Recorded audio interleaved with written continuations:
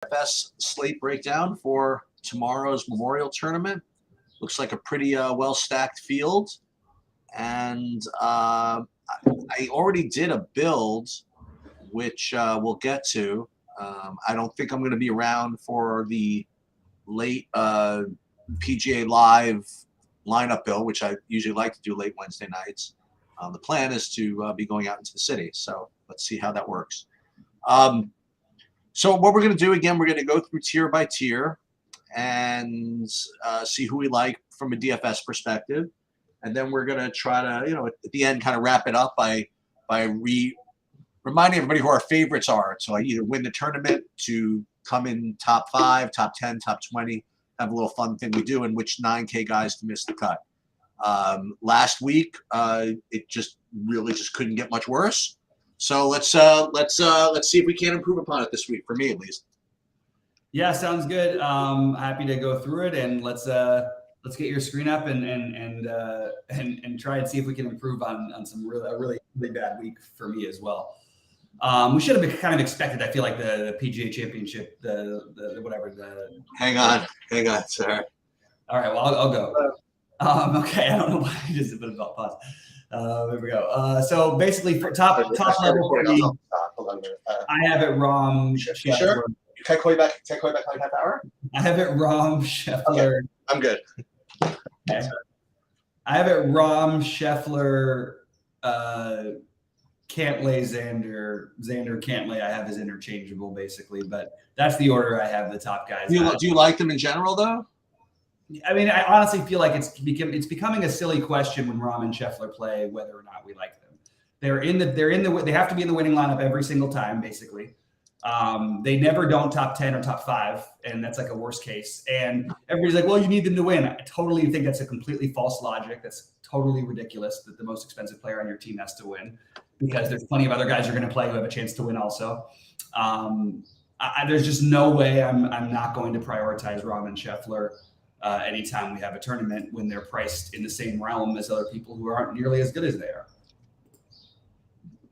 I have the top priced guys as being the top plays.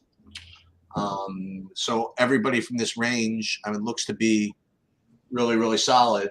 And I actually have them rated kind of almost according to salary. Actually, that's not true. I have it rated Scheffler 1. Then I actually have Cantlay and Rahm kind of close for second. And then I have a little bit of a breakdown to Xander, and then I have a decent breakdown to Rory. The lack of ownership is very tempting, but that's the way I kind of have these guys ranked. And I actually, in my builds, I guess because of the other ranges, I'm actually not getting huge amounts of any of these guys. Now it's not like I'm Xing them out like I do sometimes, but it's not like I'm getting 40% of any of them. I'm getting like double digits in pretty much all of them, but it's not like I have like 35% of any of these guys. So I do think they're all good plays, but I think you could build lineups without them. Yeah, my issue is, and I do have like some I was doing some non-Rahm Scheffler builds, and then I actually feel like it's really a mistake to end up with Cantlay and Schauffele though as your top spend, because you're really not saving that much. They're just small, like a small amount better than everybody else, and it's like we're like you get more savings on taking the guys in the tier down than you do get from taking them over Rahm or Scheffler. I just can't talk myself into that Rahm and Scheffler shouldn't be significantly the highest owned over all those guys. So maybe if I do skip those guys, I will jump down into the 9K range, which I like quite a bit. Because I do think Xander and Cantlay at the same ownership as Rahm and Scheffler, or close enough, and Rory significantly lower. Something about that doesn't quite feel right. So I'll have to revisit that one. I'll tell you what's interesting. It's a comment that you made several times, kind of like as we're just kind of watching these events unfold. Scheffler and Rahm, if they have kind of off days, they're like 12th. It's and you see it. You see it happen all the time. Shuffler's in the woods, Shuffler's in the water, Shuffler's here, Shuffler's here. Shuffler can't do anything, and he's -4. You know, where if like Cantlay and Schauffele and Sander have bad days, they can like legitimately threaten to miss the cut. You know, I think it's a big deal, and it's not as if you can't find the money. So I kind of agree with your sentiment that if you have lineups with Cantlay and Schauffele together, I don't want to say you're doing it wrong, but it just feels as though if you're going to spend up for guys, you want like guys that you think are like legitimately going to win a decent amount of the time. Between the two of them in their last, I think it's their last 30 tournaments, they've had between the two of them, they've finished outside the top 15 a combined 3 times, I think. It's just hard to ignore that. And like I said, you don't need them necessarily to win. You got the other guys in your lineup that you can win, that can win also. But I will be building some Scheffler and Rahm lineups this week for sure. Together. All right, 9K range sheets. What do you like? All right. Let me just pull up because again I made builds too, so I want to like differentiate between who I like and who I played. I do like Tyrrell Hatton as my favorite of the 9K range. He's gonna be 15% owned-ish, which is fine. But I do like him, and I'm getting I would say quite a bit. But I'm getting like a decent amount of him. Let's just put it that way. More of my leverage is going to come from other ranges, and I'll kind of get to that in a little bit. But I do have Hatton as kind of my favorite of this range. The other one I would say is that Justin Thomas is, I guess, sort of on the lower owned side. Sungjae Im would be just legendary. You know what I mean? To miss the cut and then go off at 10% owned, and then. I think we make way too much of this with him. He's pretty consistent. Like I would be very surprised if he didn't have a really good week here. I don't think there's anything. I honestly think that it's kind of crazy that if he finishes like 20th last week, he's probably like 30% owned. Yeah. Don't you think? Yeah. It's just a weird thing. Like he had a really bad round on Friday. Sorry, Sheets. So I like Hatton and JT as my top 2 in the 9K range. I'll just kind of leave it at that. And oh, excuse me, and I do like Hovland as well at 9,700. So Hovland, Hatton, and JT are my 3 favorites. Yeah, I have the same 3 favorites. This is Jason Day's course, right? Like this is like his home course, and I thought it was anyway. I've got to double check that, but if it really is his home course, I would have thought he would have gotten a little bit more love than he's getting. He's not. He's the only one. I'm not. Everybody is totally in play here. Sungjae and Fitz, who are going to be the lowest owned, could easily be the best plays here. Like they're bunched up, but I too tend to agree that I have it Hatton, Thomas, then Hovland. This course isn't like necessarily suited for Hovland, but nothing really has to be. He's really good. He's hitting his stride at the right time. But if you wanted to use a reason to fade him, this is not like something you want that accuracy, and he doesn't. It's just not entirely what he does, and he's not always great around the greens. Although he's definitely improved over the last couple months, but definitely something that could come back to haunt him. So. And one of these days, Morikawa will make us pay. I think it's just going to be hopefully it's another week for me because I'm not going to be on him this week much. What do you got in the 8K range? Yeah, I mean, they all look pretty like kind of decent. If I had to rank them, like if you account for ownership, I think that Spieth is probably my favorite. And then if you don't count ownership, it's going to be between Ricky and Corey Connors for me. But I would say that the rest of the 8K. But all those guys should be basically the same owned, right? That's what yes, I have Spieth at about 11 compared to Ricky like 16. Yeah. I mean, I don't know. Yeah, maybe I'm splitting hairs. I mean, they're all going to get some ownership. I mean, Connors always gets owned, so maybe 15%. I would say also, I mean, again, I don't want to play everybody, but Cameron Young, if he gets ignored this week because he had one bad day, I don't know.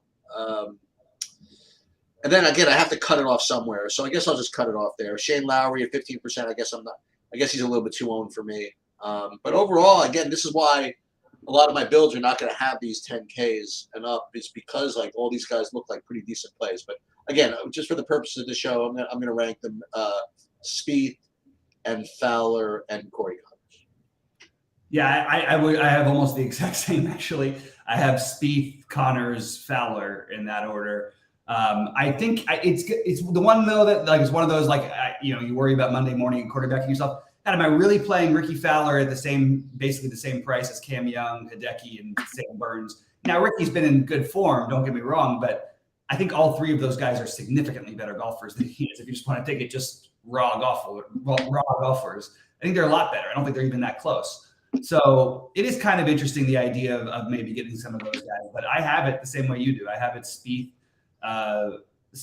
what's his name, and then Connors, then Fowler. I do think Adam Scott at 8K is also kind of interesting, along with Shane Lowry. But I don't want to, like I said, I don't want to play everybody. But those would be the next two for me. Okay. All right, down from 75 to 79. Are we're including 75? Yep. Okay. Yeah, this is where I have two guys that I have probably the most leverage relative to ownership. Three guys actually one I'm just kind of more with the field. So in descending order, my fourth favorite is going to be Keegan Bradley at 7,800. I have him at about 20% ownership, and he's going to probably be about 10. So I guess that's worth something. Then I have like a full 30% of Tom Kim. He's going to be owned, but not 30%, right? So I have him at about 14% owned. So I got good leverage there. And then it's a little scary just because he's not the kind of guy I play a lot, but I'm getting a lot of Matt Kuchar this week at 7,500. I currently have 25% of him at about, projecting about 10% ownership, something like that. Mm-hmm. But my highest owned golfer, like in my whole board, and he's going to be somewhat popular, I guess, but I'm going to go back to my old model guy and Russell Henley. He just makes everything work for me. And that's just where I'm at. So I currently right now have 37% of Russell Henley. And so between Henley, Kuchar, Kim, and Bradley, those are like four of my top leveraged guys overall on my whole board. Yeah, that makes sense. I'm high on Kim, not quite as high as you are on Bradley, but I'm fine with it. I like the 7,500. I like Kuchar fine, and I think he's low enough to play him. I do think that it's interesting to think about Horschel here. He won this tournament last year and is getting completely ignored at 7,500. I don't care about how bad his form has been. I think that at 7,500, it's sort of baked into that, and the fact that he's going to be unowned on top of it.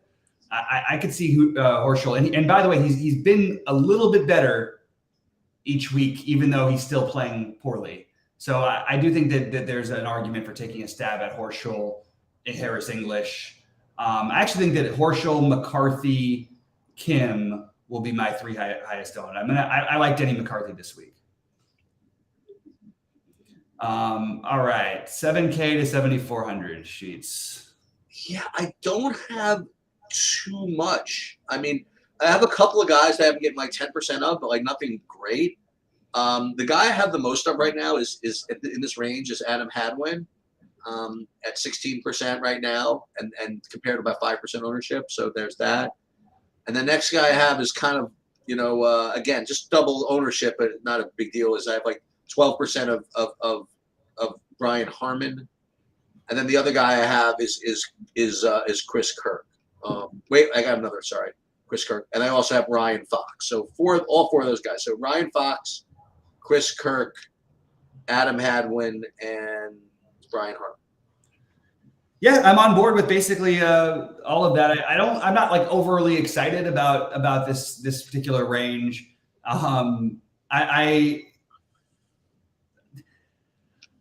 Other than the guys you mentioned, Tom Hoagie was one that I was considering, and honestly, I guess I'm not as high on this range because I'm gonna be reaching for a lot of the 6K guys this week. Well, why don't you start us off then?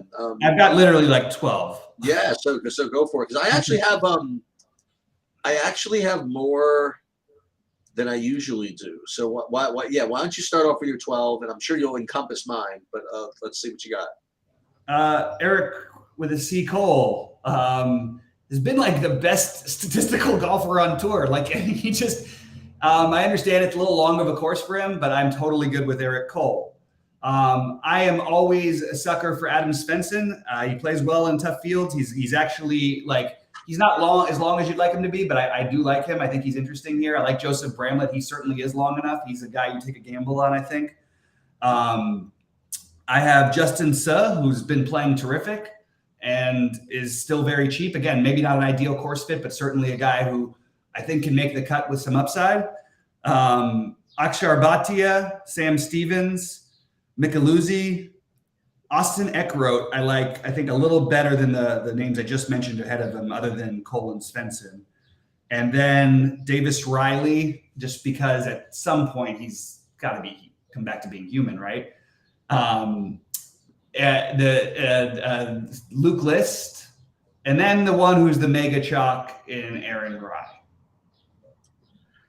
Okay, so tell me about this Aaron Rai thing because he's just cheap. Yeah, no, because I spent a lot of time on this morning, and then I made a note saying to redo and relook at Aaron Rai because there was 2 models didn't even have him playing. So I had to like guess at a lot of things. So I just had a little note to redo Aaron Rai. I will say this that I can't imagine playing a really super popular guy under 7K, like in general. That's just one thing. But here are my guys. I actually have 1, 2, 3 guys under 7K. Oh, 3 guys? Like maybe like 3 or 4 guys under 7K. I have like more than 10% of, which is usually more than I have. And currently none of them are named Aaron Rai. But again, I haven't looked at it yet. So my top own, just for the hell of it, at 12% is Andrew Putnam at 6,400. Yeah, I was about to, he's the one he and Ben Griffin I forgot to mention. I forgot that. And then the second one I have is, again, not long or whatever, but, I'll go back to Brandon Todd, have him 11%. And then I have my two initial guys. I have JT Poston and also JJ Spawn.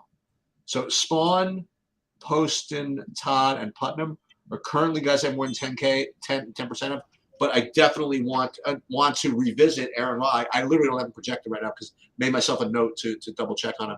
One thing I will say, by the way, I was listening to another podcast yesterday. Did a lot of digging and deep dive into some of these guys, and they're really, really sharp. And I want to touch on one guy that you mentioned, the Adam Svensson, only because you mentioned him. I don't really have that much of him, but they made a really, really good case that it's not that you used to be able to just when the course is short, just play Adam Svensson or whatever. And when the course is long, don't play him. But apparently, he's actually becoming like better at everything. Better, yeah. Yeah. So it's not just kind of like that. So if you like Adam Svensson, as you said, you might. I mean, I would not let the course deter you from it. As a matter of fact, let the course keep the ownership down a little bit, I suppose. Yeah. So yeah, we've seen Svensson top 10 multiple times when he's in the 6K range, and I just feel like this is a really good spot for him. The problem so when we go through it, that's just a lot of names under 7K, which kind of leads me to the way that I think I'm gonna. I mean, we'll go through our plays here, but I think that's the way I'm gonna build. I think I'm gonna play 2 players in this under 7K. Yeah, maybe. Which will make him be able to play Scheffler and Rahm if I want to, or if I wanted to play Scheffler or Rahm with 2 of the 9K guys and then a couple of the 6Ks. I think that works out actually pretty well because I think like Austin Eckroat was a highly touted guy who was when he came in and then sort of just got up to a bad start, and he's been awesome lately. He looks great. There's a lot of these guys on that belong in that category down at the bottom here, and I just can't help but kind of want to stars and scrubs it a little bit. All right, and we have no Fleetwood this week, so that he finally missed the cut. First time I played him that he's missed the cut. Yeah, I play him every week. I think you're well ahead of. I think you're well ahead of schedule with him. I think you've done very, very nicely with him. Yeah, he's been very good to me. I can't complain. All right, I'm looking at the Saber Sim. I didn't aggregate for this or tweak anything, but yeah, they are showing Aaron Rai as a good as a really good point per dollar play, given this price. So we're gonna. I would bet that he and Rahm end up pretty similarly owned. I actually think he'll be more, but I don't think it's going to be that much more. Between him and who? Mark Hubbard, who's also in the same price range, and he's like projected to be like 9% owned. It's like, Smalley too. Joanne says is another one that you could throw into the mix. There's just a lot of guys that I'm having trouble prioritizing, but I like usually when that happens, you go for lower owned, which doesn't usually matter in this case, although this week it does. Or you go with the upside. I like the Eckroad. I like the idea of Ben Griffin, Eric Cole, Adam Svensson. I like the idea of keeping those was my main ones. All right, Sheets, who are we playing? Who are you taking to win? All right, how am I going to do this? So this is not going to be. I've decided that this is not going to be ownership based. I'm just going to literally just give you like my picks, like who I actually think is going to win. Okay, so I think that the winner is going to be Scotty Scheffler. Okay, and my pick will be John Rahm. Real exciting start here. You know what's real exciting? Winning. You know what I mean? So let's. Yeah, exactly. Who I'm fine with. Who under 10K do you have making the the top 5? Under 10K, top 5. Let me just grab my notes here. What's weird is the more I look at this, do I even want that other 9K guy? Maybe I do. I don't know. Okay, I'm going to say for top 5. You want to answer this one first because I'm a little stuck. Yeah. I am gonna dip down a little bit just because of you know what? I'm gonna ask for trouble. I'm gonna do it. I am gonna do it. I'm going to play. I'm gonna play Sanjay M top 5. Oh my God. Sheets. Yeah. Guy, every week picks him to miss the cut, and now he's got him to top 5. I pick him to miss the cut, and then I play 35% of him. I mean, like it's. Yeah, and then I'm going a little weird with mine too. I'm going with Jordan Spieth on the bounce back week. Yeah, I think that makes perfect sense. And now he was going to be my other one, by the way. That was my second choice. That's who I thought you were going to go with. I was ready to hear it. So now we just need under 9K to top 10, right? Under 9K to top 10. I'm going to say you go first. Go ahead. No, you go. No, you go. Okay, I'm going to say Corey Connors. Yeah. So I am going to then go with somebody I don't pick too often, and I will say Hideki Matsuyama. Oh my God! She's just taking all of my weird plays that I usually like to do. Yeah. Jeez. Yeah. All right. Under 8K to top 20. So I don't have to worry that much about chalk this week because, I mean, in general, I want to say the guys who I would play, whatever I pick, but because I'm going to be playing multiple 6K guys, and there's just almost no way that can end up being chalky unless Aaron Ryan, Mark Hubbard are like the 2 you pick. I'm going to say under 8K, I feel the best about Tom Kim, I think.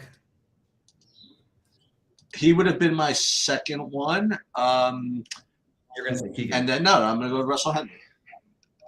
Oh, Henley. Okay. Forcing me to play Henley. Well, he's my highest owned guy. I probably should. Yeah. No. Of course. It makes sense. Under 7K, there's just so many guys that actually I feel like it's overloaded compared to usual. And I am going to take one of the guys who I said because I want to stick by that. I'm going to say Eric Cole because I'll feel like an idiot. I feel like a lot of people are going to feel very stupid if Eric Cole comes in top 10 in this tournament because he's sort of given us the signs every which way, and maybe it's not the right course and everything. He hasn't seemed to matter much for him. So I'm going to go with Cole, but a little nod to Svensson and all the other names that I mentioned. I do like the 2 6K builds. Yeah. So because again we're just making the cut. I'm gonna go with the Adam Svensson. All right, perfect. I will go with the Adam Svensson based on the things that I just mentioned. That he is good on short courses, but he's getting he's getting better overall, and I think he's a good. I think he'll be a decent cut maker here. So it would have been between him, if you care, between probably him and the other one that's like that, like the Brendan Todd. I don't know what Brendan Todd's going to do, but I think it's always kind of a good play to kind of make the cut. So I'm going to go with Adam Svensson though.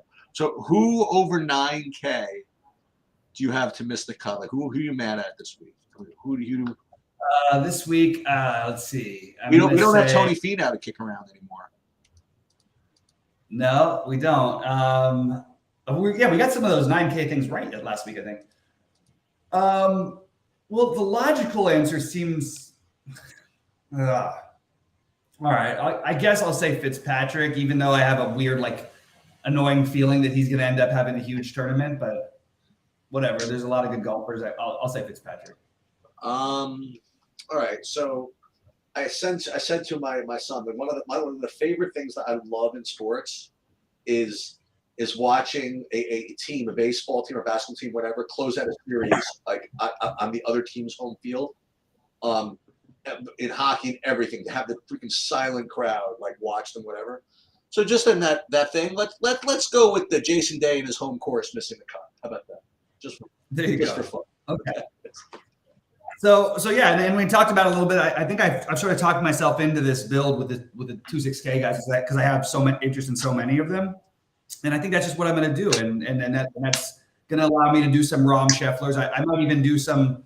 I might throw some Rorys and some other, spend ups. I do like Cantlay, so maybe getting a little bit of exposure to he with Rahm or he with Scheffler is not a bad idea, even though I wasn't going to do that initially. Same thing with Schauffele.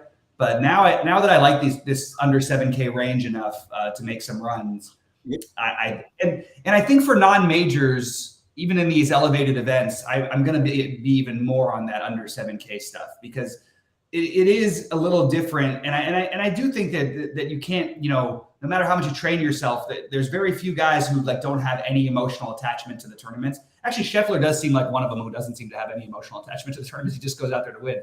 But I don't know. I feel like in these tournaments, you're going to see multiple guys from the bottom of the price tiers always near the top, and I would like to get exposure to 14 of them.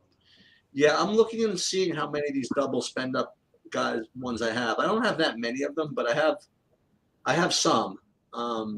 But in general, my builds are going to be probably the not the opposite of yours, but just kind of different than yours. I'll probably end up with how I love those pretty ones. You know what I mean, with all the 9 and 8Ks and 7Ks in there.